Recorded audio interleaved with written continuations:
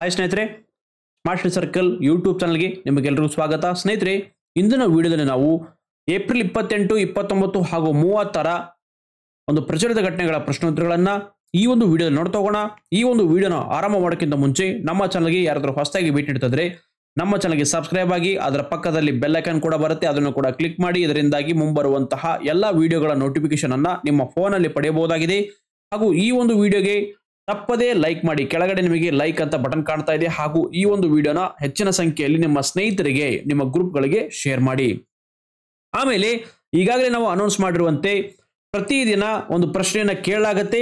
ಅದರಲ್ಲಿ ಸರಿಯಾಗಿ ಉತ್ತರ ನೀಡಿರುವವರಲ್ಲಿ ಒಬ್ಬರನ್ನ ಆಯ್ಕೆ ಮಾಡಿ ಅವರಿಗೆ ಸ್ಮಾರ್ಟ್ ಸ್ಟಡಿ ಸರ್ಕಲ್ನ ಮಾಸಪತ್ರಿಕೆಗಳನ್ನ ಪೋಸ್ಟ್ ಮೂಲಕ ಕಳಿಸುವಂತಹ ಒಂದು ಪದ್ಧತಿಯನ್ನು ಅಳವಡಿಸಿಕೊಂಡು ಬಂದಿದ್ದೇವೆ. ಹೀಗೆ ಏಪ್ರಿಲ್ 27ರಂದು ನಾವು ಕೇಳಿರುವಂತಹ ಪ್ರಶ್ನೆ, ಸಾಮಾನ್ಯವಾಗಿ ಬಳಸುವ ಅಡಿಗೆ ಉಪ್ಪಿನ ರಾಸಾಯನಿಕ ಸೂತ್ರ ಏನು ಅಂತ ಕೇಳಲಾಗಿತ್ತು. ಇದಕ್ಕೆ ಸರಿಯಾಗಿ ಉತ್ತರ ಕಾಮೆಂಟ್ ಮಾಡಿದವರಲ್ಲಿ ನೂರಾರು ಸಂಖ್ಯೆಯಲ್ಲಿ ಒಬ್ಬರನ್ನ ಆಯ್ಕೆ ಮಾಡಿ ಅವರಿಗೆ ಏಪ್ರಿಲ್ ಮಾಸಪತ್ರಿಕೆಯನ್ನ ಪೋಸ್ಟ್ ಮೂಲಕ ಕಳಿಸಲಾಗ್ತಾ ಇದೆ. ಅವರು ಯಾರಂದ್ರೆ ವಿನ್ನರ್ ಈ ಸಲ ಲಕ್ಷ್ಮಿ ವಡ್ಡೇರ್ ಅನ್ನೋರು ಈ ಒಂದು ಪ್ರಶಸ್ತಿಯನ್ನು ಪಡೆದುಕೊಂಡಿದ್ದಾರೆ. ದಯವಿಟ್ಟು ಇದನ್ನ ಸ್ಕ್ರೀನ್ ಶಾಟ್ ತೆಗೆದುಕೊಂಡು ಈ ನಂಬರ್ಗೆ ವಾಟ್ಸ್ಆಪ್ ಮಾಡಿ. ನಿಮಗೆ ಏಪ್ರಿಲ್ ಮಾಸಪತ್ರಿಕೆಯನ್ನ ಪ್ರೈಸ್ ಆಗಿ ನಿಮ್ಮ ಮನೆ ಬಾಗಿಲಿಗೆ ಉಚಿತವಾಗಿ ಕಳಿಸಿಕೊಡಲಾಗುವುದು. ಆಮೇಲೆ ಗಮನಿಸಿ, ಏಪ್ರಿಲ್ 28, 29ರಂದು ನಮಗೆ ವಿಡಿಯೋ ಮಾಡೋಕ್ಕೆ ಸಾಧ್ಯ ಆಗಿಲ್ಲ. ಡೈರೆಕ್ಟ್ ಆಗಿ ಏಪ್ರಿಲ್ 30ರಂದು ವಿಡಿಯೋ ಮಾಡ್ತಾ ಇದ್ದೇವೆ. ಹಾಗಂತ ನಿಮಗೆ ಬುಕ್ಗಳು, ಪ್ರೈಸ್ಗಳು ಲಾಸ್ ಆಗ್ತಾ ಇಲ್ಲ. ಒಂದೇ ಒಂದು ವಿಡಿಯೋದಲ್ಲಿ ನಿಮಗೆ 3 ಪ್ರೈಸ್ಗಳನ್ನು ಕೊಡ್ತಾ ಇದ್ದೇವೆ. ಓಕೆ, ಪ್ರೈಸ್ಗಳಲ್ಲಿ ಯಾವುದೇ ನಿಮಗೆ ಲಾಸ್ ಆಗೋದಿಲ್ಲ. ಹಾಗೂ ಕಂಟೆಂಟ್ನಲ್ಲೂ ಕೂಡ ಪ್ರಚಲಿತ ಘಟನೆಗಳ ಒಂದು ಪ್ರಶ್ನೋತ್ತರಗಳಲ್ಲೂ ಕೂಡ ಯಾವುದೇ ಲಾಸ್ ನಿಮಗೆ ಆಗೋದಿಲ್ಲ. ಎಲ್ಲವನ್ನು ಕವರ್ ಮಾಡಿ ಕೊಡ್ತೇವೆ. ಯಾರು ವರಿ ಮಾಡೋ ಅಗತ್ಯ ಇಲ್ಲ. ಈ ಒಂದು ವಿಡಿಯೋದಲ್ಲಿ ಒಟ್ಟು 3 ಪ್ರಶ್ನೆಗಳನ್ನ ಕೇಳ್ತಾ ಇದ್ದೇವೆ. ಓಕೆ, ಒಟ್ಟು 3 ದಿನದ 3 ಪ್ರಶ್ನೆಗಳನ್ನ ಕೇಳ್ತಾ ಇದ್ದೇವೆ. ಯಾರು ಸರಿಯಾಗಿ ಉತ್ತರವನ್ನ ಕೊಡ್ತೀರಿ ಅದರಲ್ಲಿ 3 ಜನರನ್ನ ಆಯ್ಕೆ ಮಾಡಿ ಅವರಿಗೆ ಸ್ಮಾರ್ಟ್ ಸ್ಟಡಿ ಸರ್ಕಲ್ನ ಏಪ್ರಿಲ್ ಮಾಸಪತ್ರಿಕೆಗಳನ್ನ ಪ್ರೈಸ್ ಆಗಿ 3 ಜನರಿಗೆ ಕಳಿಸಿಕೊಡಲಾಗುವುದು. ಪ್ರಶ್ನೆ ಏನಿದೆ ಎಂಬುದನ್ನು ನೋಡಿ. ಭಾರತದ ಅತಿ ಉದ್ದವಾದ ನದಿ ಯಾವುದು? ಇದು ಮೊದಲನೇ ಪ್ರಶ್ನೆ. ಎರಡನೆಯದು, ಭಾರತದಲ್ಲಿ ಎಷ್ಟು ಕೇಂದ್ರಾಡಳಿತ ಪ್ರದೇಶಗಳಿವೆ? ಇದು ಎರಡನೇ ಪ್ರಶ್ನೆ. ಮೂರನೆಯದು, ಮೇಕೆದಾಟು ವಿವಾದ ಯಾವ ನದಿಗೆ ಸಂಬಂಧಿಸಿದೆ? ನೋಡಿ, ಇದನ್ನ ಸಪರೇಟ್ ಆಗಿ ದಯವಿಟ್ಟು ಕಮೆಂಟ್ ಮಾಡಬೇಡಿ. ನಿಮ್ಮ ಒಂದೇ ಒಂದು ಕಮೆಂಟ್ ನಲ್ಲಿ 3 ಆನ್ಸರ್ಗಳನ್ನ ಹಾಕಿ ದಯವಿಟ್ಟು. ಯಾಕಂದ್ರೆ ಬೇರೆ ಬೇರೆ ಒಂದು ಕಮೆಂಟ್ ಮಾಡಿದ್ರೆ ಗೊತ್ತಾಗಲ್ಲ. ಓಕೆ, ನೀವು ಎಷ್ಟು ಕಮೆಂಟ್ ಮಾಡಿದ್ರೆ ಅಂತ ಗೊತ್ತಾಗಲ್ಲ. ಒಂದೇ ಕಮೆಂಟ್ ನಲ್ಲಿ 3 ಉತ್ತರಗಳನ್ನು ಕೊಡಿ. ನೋಡೋಣ ಎಷ್ಟು ಜನ ಜಾಸ್ತಿಯಾಗಿ ಸಂಖ್ಯೆಯಲ್ಲಿ ಕಮೆಂಟ್ ಮಾಡ್ತಿರಂತ. ಆಮೇಲೆ ಅದರಲ್ಲಿ 3 ಜನರನ್ನ ಆಯ್ಕೆ ಮಾಡಿ ಅವರಿಗೆ ಸ್ಮಾರ್ಟ್ ಸ್ಟಡಿ ಸರ್ಕಲ್ನ 3 ಮಾಸಪತ್ರಿಕೆಗಳನ್ನ, ಓಕೆ, ಈ ಒಂದು ಮಾಸಪತ್ರಿಕೆಗಳನ್ನ ಪ್ರೈಸ್ ಆಗಿ ಅವರ ಮನೆ ಬಾಗಿಲಿಗೆ ಕಳಿಸಲಾಗುವುದು. ಇಂಗ್ಲಿಷ್ ಚಾನೆಲ್ ಯಾವ 2 ದೇಶಗಳನ್ನ ಪ್ರತ್ಯೇಕಿಸುತ್ತದೆ? The English channel separates which 2 countries? ಉತ್ತರ ಆಪ್ಷನ್ 2, ಇಂಗ್ಲೆಂಡ್ ಮತ್ತು ಫ್ರಾನ್ಸ್ ದೇಶಗಳನ್ನ. ಇಂಗ್ಲಿಷ್ ಚಾನೆಲ್ ಎಂಬುದು ಅಟ್ಲಾಂಟಿಕ್ ಮಹಾಸಾಗರದಲ್ಲಿದ್ದು ಇದು ಇಂಗ್ಲೆಂಡ್ನ ದಕ್ಷಿಣ ಕರಾವಳಿಯನ್ನ ಫ್ರಾನ್ಸ್ನ ಉತ್ತರ ಕರಾವಳಿಯಿಂದ ಪ್ರತ್ಯೇಕಿಸುತ್ತದೆ. ಇತ್ತೀಚೆಗೆ ಇಂಗ್ಲಿಷ್ ಚಾನೆಲ್ನ ದಾಟಿಸಲು ಯತ್ನಿಸಿರುವಂತಹ 5 ವ್ಯಕ್ತಿಗಳು ಪ್ರಾಣವನ್ನ ಕಳೆದುಕೊಂಡಿದ್ದಾರೆ. ರುವಾಂಡಕ್ಕೆ ಆಶ್ರಯ ಪಡೆಯೋರನ್ನ ಗಡೀಪಾರು ಮಾಡುವ ಉದ್ದೇಶದಿಂದ ಹಾಗೂ ಅಪಾಯಕಾರಿ ಕ್ರಾಸಿಂಗ್ಗಳನ್ನು ತಡೆಯಲು ಬ್ರಿಟನ್ ಮಸೂದೆಯನ್ನು ಅಂಗೀಕರಿಸಿದ ಕೆಲವೇ ಗಂಟೆಗಳ ನಂತರ ಈ ಒಂದು ಘಟನೆ ಸಂಭವಿಸಿದೆ. ಅಂದರೆ 5 ವ್ಯಕ್ತಿಗಳು ಪ್ರಾಣ ಕಳೆದುಕೊಂಡಿದ್ದಾರೆ. ಹೀಗಾಗಿ ಇದು ಕರೆಂಟ್ ಅಫೇರ್ಸ್ ಅಲ್ಲಿ ಇದೆ, ತುಂಬಾ ಇಂಪಾರ್ಟೆಂಟ್. English channel. ರಾಷ್ಟ್ರೀಯ ವೃತ್ತಿ ಸೇವೆ NCS ಪೋರ್ಟಲ್ ಯಾವಾಗ ಜಾರಿಗೆ ಬಂದಿದೆ? When was the national career service NCS portal implemented? ಉತ್ತರ ಆಪ್ಷನ್ 3, 2015ರಲ್ಲಿ. ರಾಷ್ಟ್ರೀಯ ವೃತ್ತಿ ಸೇವೆ NCS ಪೋರ್ಟಲ್ 2015ರಲ್ಲಿ ಜಾರಿಗೆ ಬಂದಿದೆ. ಇತ್ತೀಚೆಗೆ ಭವಿಷ್ಯದ ಉದ್ಯೋಗಿಗಳನ್ನ ಉತ್ತೇಜನ ನೀಡುವ ಸಲುವಾಗಿ ಉದ್ಯೋಗದಾತರೊಂದಿಗೆ ಲಕ್ಷಾಂತರ ಯುವಕರನ್ನ ಸಂಪರ್ಕಿಸಲು 9 ವರ್ಷ ಹಳೆಯ ರಾಷ್ಟ್ರೀಯ ವೃತ್ತಿ ಸೇವೆ NCS ಪೋರ್ಟಲ್ ಅನ್ನ ಆಧುನೀಕರಿಸುವ ಗುರಿಯನ್ನ ಕೇಂದ್ರ ಸರ್ಕಾರ ಹೊಂದಿದೆ. ಈ ಆಡಳಿತದ ಭಾಗವಾಗಿರುವಂತಹ ಈ ಯೋಜನೆಯು ಆನ್ಲೈನ್ ವೃತ್ತಿ ಸಮಾಲೋಚನೆಯೊಂದಿಗೆ ವೃತ್ತಿಪರ ಮಾರ್ಗದರ್ಶನ ಮತ್ತು ಉದ್ಯೋಗದಾತರಿಗೆ ತರಬೇತಿಯನ್ನು ಸುಗಮಗೊಳಿಸುತ್ತದೆ. ಸ್ಮಾರ್ಟ್ ಸ್ಟಡಿ ಸರ್ಕಲ್ನ ಏಪ್ರಿಲ್ ತಿಂಗಳ ಮಾಸಪತ್ರಿಕೆ ಹಾಗೂ ಉಳಿದಂತಹ ಮಾಸಪತ್ರಿಕೆಗಳನ್ನು ಪೋಸ್ಟ್ ಮೂಲಕ ಪಡಿಬೇಕಂದ್ರೆ ಕೆಳಗಡೆ ನಂಬರ್ ಕಾಣ್ತಾ ಇದೆ, ಆ ನಂಬರ್ಗೆ ವಾಟ್ಸಪ್ ಮಾಡಿ. ಪಿಂಕ್ ಹೈಡ್ರೋಜನ್ ಯಾವುದರಿಂದ ಉತ್ಪತ್ತಿಯಾಗುತ್ತದೆ? Pink hydrogen is produced by what? ಉತ್ತರ ಆಪ್ಷನ್ 1, ಪರಮಾಣು ಶಕ್ತಿ. ಪರಮಾಣು ಶಕ್ತಿಯಿಂದ ವಿದ್ಯುತ್ ವಿಭಜನೆಯ ಮೂಲಕ ಉತ್ಪತ್ತಿಯಾಗುವಂತಹ ಪಿಂಕ್ ಹೈಡ್ರೋಜನ್ ಇತರೆ ವಿಧಾನಗಳಿಗೆ ಹೋಲಿಸಿದರೆ ಕಡಿಮೆ ವೆಚ್ಚದೊಂದಿಗೆ ಹೊರಸೂಸುವಿಕೆಯಂತಹ ಪ್ರಯೋಜನಗಳನ್ನು ಇದು ನೀಡುತ್ತದೆ. ಶಾಸನ ತಿದ್ದುಪಡಿಗಳ ಮೂಲಕ ಭಾರತದಲ್ಲಿ ಪಿಂಕ್ ಹೈಡ್ರೋಜನ್ ಉತ್ಪಾದನೆಯನ್ನು ಉತ್ತೇಜಿಸುವಲ್ಲಿ ಪರಮಾಣು ಶಕ್ತಿ ಭರವಸೆಯನ್ನು ಹೊಂದಿದೆ. ಸಾಂಪ್ರದಾಯಿಕ ಪರಮಾಣು ರಿಯಾಕ್ಟರ್ಗಳ ಹೆಚ್ಚಿನ ತಾಪಮಾನವು ಹೈಡ್ರೋಜನ್ ಉತ್ಪಾದನೆಯ ದಕ್ಷತೆಯನ್ನು ಹೆಚ್ಚಳ ಮಾಡುತ್ತದೆ. ಪಿಂಕ್ ಹೈಡ್ರೋಜನ್ ಪಳೆಯುಳಿಕೆ ಇಂಧನಗಳಿಗೆ ಶುದ್ಧ ಪರ್ಯಾಯವಾಗಿ ವಿವಿಧ ಕೈಗಾರಿಕೆಗಳಲ್ಲಿ ಅಪ್ಲಿಕೇಶನ್ಗಳನ್ನು ಕಂಡುಕೊಳ್ಳುತ್ತದೆ.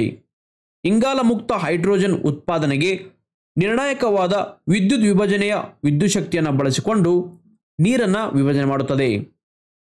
ಭಾರತದ ಮೊದಲ ಟ್ರಾನ್ಸ್‌ಶಿಪ್‌ಮೆಂಟ್ ಹಬ್ ಎಂದು ಯಾವ ಬಂದರನ್ನು ಅನುಮೋದಿಸಲಾಗಿದೆ? Which port has been approved as India's first transshipment hub?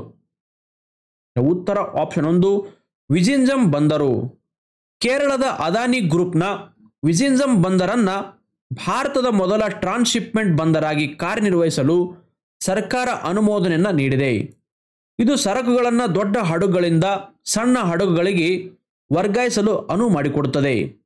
ಪ್ರಸ್ತುತ ಭಾರತದ ಟ್ರಾನ್ಸ್‌ಶಿಪ್‌ಮೆಂಟ್ ಸರಕುಗಳನ್ನು ಕೊಲಂಬೋ ಮತ್ತು ಸಿಂಗಾಪುರದಂತಹ ವಿದೇಶಗಳಲ್ಲಿನ ಬಂದರುಗಳು ನಿರ್ವಹಣೆ ಮಾಡ್ತಾ ಇವೆ. 2024ರ ಐಸಿಸಿ ಪುರುಷರ T20 ವಿಶ್ವಕಪ್ ರಾಯಭಾರಿಯಾಗಿ ಯಾರು ನೇಮಕಗೊಂಡಿದ್ದಾರೆ? Who has been appointed as the ambassador for 2024 ICC men's T20 world cup? ಉತ್ತರ ಆಪ್ಷನ್ 2 ಯುವರಾಜ್ ಸಿಂಗ್. ಮುಂಬರುವಂತಹ ಐಸಿಸಿ ಪುರುಷರ T20 ವಿಶ್ವಕಪ್ 2024ರ ರಾಯಭಾರಿಯಾಗಿ ಭಾರತೀಯ ಕ್ರಿಕೆಟ್ ಆಟಗಾರ ಯುವರಾಜ್ ಸಿಂಗ್ ಅವರನ್ನು ನೇಮಕ ಮಾಡುವುದಾಗಿ ಐಸಿಸಿ ಪ್ರಕಟ ಮಾಡಿದೆ ಅಥವಾ ಇಂಟರ್ನ್ಯಾಷನಲ್ ಕ್ರಿಕೆಟ್ ಕೌನ್ಸಿಲ್ ಅಥವಾ ಅಂತಾರಾಷ್ಟ್ರೀಯ ಕ್ರಿಕೆಟ್ ಮಂಡಳಿ ಘೋಷಣೆ ಮಾಡಿದೆ. ಭಾರತದ ಕುಸ್ತಿ ಫೆಡರೇಷನ್ನ ಅಥ್ಲೀಟ್ ಆಯೋಗದ ಅಧ್ಯಕ್ಷರಾಗಿ ಯಾರು ಆಯ್ಕೆಯಾಗಿದ್ದಾರೆ? Who has been elected as the president of athletes commission of wrestling federation of India WFI? ಉತ್ತರ ಆಪ್ಷನ್ 3 ನರಸಿಂಗ್ ಪಂಚಮ್ ಯಾದವ್. ಇತ್ತೀಚೆಗೆ ಮಾಜಿ ಕಾಮನ್ವೆಲ್ತ್ ಗೇಮ್ಸ್ ಚಿನ್ನದ ಪದಕ ವಿಜೇತ ನರಸಿಂಗ್ ಪಂಚಮ್ ಯಾದವ್ ಅವರು ಭಾರತದ ಕುಸ್ತಿ ಫೆಡರೇಷನ್ನ ಅಥ್ಲೀಟ್ ಆಯೋಗದ ಅಧ್ಯಕ್ಷರಾಗಿ ನೇಮಕವಾಗಿದ್ದಾರೆ. ಇವರ ಚುನಾವಣೆಯ ಪ್ರಕ್ರಿಯೆಯು ಯುನೈಟೆಡ್ ವರ್ಲ್ಡ್ ರೆಸ್ಲಿಂಗ್ ಅಥವಾ UWW ಮೂಲಕ ನಡೆದಿದೆ. ಸ್ಮಾರ್ಟ್ ಸರ್ಕಲಿಂದ ಇನ್ನೊಂದು ನಿಮಗೆ ಹೇಳಾಗೋದಂದ್ರೆ ಬಿಜಾಪುರದ ಮೀನಾಕ್ಷಿ ಚೌಕ್ನಲ್ಲಿ ಪಾಪ್ಯುಲರ್ ಬುಕ್ ಹೌಸ್ ಅಂತ ಒಂದು ಹೊಸ ಬುಕ್ ಸ್ಟೋರ್ ಓಪನ್ ಆಗಿದೆ. ಓಕೆ, ಇಲ್ಲಿ ನಿಮಗೆ ಎಲ್ಲ ಸ್ಪರ್ಧಾತ್ಮಕ ಪರೀಕ್ಷೆಗಳ ಪುಸ್ತಕಗಳು, ಮಾಸಪತ್ರಿಕೆಗಳು 25% ವರೆಗೆ ರಿಯಾಯಿತಿ ದರದಲ್ಲಿ ಸಿಗುತ್ತೆ. ಓಕೆ, ನಾವು ಕೂಡ ಇಲ್ಲಿ ನಮ್ಮ ಮಾಸಪತ್ರಿಕೆಗಳನ್ನು ಇಟ್ಟಿರ್ತೇವೆ. ಪಾಪ್ಯುಲರ್ ಬುಕ್ ಹೌಸ್ ಅಂತ ಸ್ಟಾರ್ಟ್ ಮಾಡಿದ್ದಾರೆ ಹೊಸದಾಗಿ. ಅಲ್ಲಿ ನಿಮಗೆ ಹೆವಿ ಡಿಸ್ಕೌಂಟ್ ಅಲ್ಲಿ ಪುಸ್ತಕಗಳು ಲಭ್ಯ ಆಗುವಂತೆ ನಾವು ಮಾಡ್ತಾ ಇದ್ದೇವೆ. ಅವ್ರಿಗೆ ಹೇಳಿದ್ದೇವೆ ವಿದ್ಯಾರ್ಥಿಗಳಿಗೆ ಅನುಕೂಲ ಆಗುವ ಹಾಗೆ ಹೆಚ್ಚಿನ ಡಿಸ್ಕೌಂಟ್ ಅಲ್ಲಿ ಅವರಿಗೆ ಕೊಡಿ ಅಂತ ಹೇಳಿದ್ದೇವೆ. ಯಾರಿಗಾದರೂ ಪುಸ್ತಕಗಳು ಯಾವುದೇ ಮಾಸಪತ್ರಿಕೆಗಳು ಬೇಕಾದರೆ ಪಾಪ್ಯುಲರ್ ಬುಕ್ ಹೌಸ್ ಮೀನಾಕ್ಷಿ ಚೌಕಲ್ಲಿ ಸೌರಭ್ ಫಾರ್ಮಾ ಎದುರುಗಡೆ ಇದೆ, ಅಲ್ಲಿ ಹೋಗಬಹುದು ಅಥವಾ ಕೆಳಗಡೆ ನಂಬರ್ ಕಾಣ್ತಾ ಇದೆ, ಅವರಿಗೆ ಕಾಂಟ್ಯಾಕ್ಟ್ ಮಾಡಿ ವಿಚಾರಿಸಬಹುದು. ಆಮೇಲೆ ಪೋಸ್ಟ್ ಮೂಲಕ ಕೂಡ ಅವರು ಮ್ಯಾಗಜಿನ್ಗಳನ್ನು ಪುಸ್ತಕಗಳನ್ನು ರಿಯಾಯಿತಿ ದರದಲ್ಲಿ ಕಳಿಸ್ಕೊಡ್ತಾರೆ, ಇವರಿಗೆ ಕಾಂಟ್ಯಾಕ್ಟ್ ಮಾಡಬಹುದು. ನಬಾರ್ಡ್ನೊಂದಿಗೆ ಯಾವ ಬ್ಯಾಂಕ್ ಡಿಜಿಟಲೀಕರಣದ ಮೂಲಕ ಕೃಷಿ ಸಾಲವನ್ನು ಆಧುನೀಕರಿಸಲು ಕೈ ಜೋಡಿಸಲು ನಿರ್ಧಾರ ಮಾಡಿದೆ? Which bank has decided to join hands with NABARD to modernise agriculture credit through digitisation? ಉತ್ತರ ಆಪ್ಷನ್ 4 RBI. ನಬಾರ್ಡ್ ಮತ್ತು RBI ಇನೋವೇಷನ್ ಹಬ್ಗಳು ಡಿಜಿಟಲೀಕರಣದ ಮೂಲಕ ಕೃಷಿ ಸಾಲವನ್ನು ಆಧುನೀಕರಿಸುವುದಕ್ಕಾಗಿ ಕೈ ಜೋಡಿಸಲು ನಿರ್ಧಾರ ಮಾಡಿವೆ. ಇದು ಸಾಲದ ಪ್ರಕ್ರಿಯೆಯನ್ನು ಸುಗಮಗೊಳಿಸುವುದು ಮತ್ತು ರೈತರಿಗೆ ಪ್ರವೇಶವನ್ನು ಸುಧಾರಿಸುವಂತಹ ಗುರಿಯನ್ನು ಹೊಂದಿವೆ.